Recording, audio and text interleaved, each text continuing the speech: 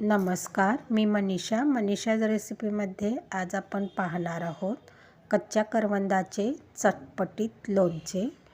त्यासाठी इथे मी स्वच्छ 1 वाटी करवंद धुवून घेतलेली आहे। करवंद धुवून घेतल्यानंतर सुती कापडाने पुसून घ्यायचे आहे आणि याला अर्धी चिरून यातल्या बिया काढून घ्यायच्या आहेत।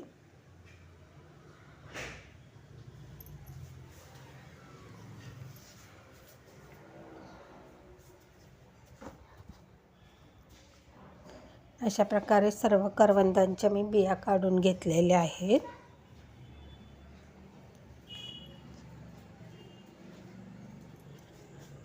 आता याला फोडणी करूया। 2 चमचे तेलामध्ये कडकडीत इथं तेल तापवून घेतलेलं आहे। जिरं, मोहरी, लसूण, कढीपत्ता टाकून घेऊया।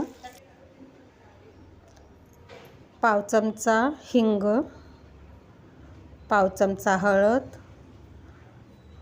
पाव चमचा मीठ, अर्धा चमचा लाल तिखट। आता याला हलवून घेऊया। यामध्ये चिमटभर साखर घालून घ्यायची आहे।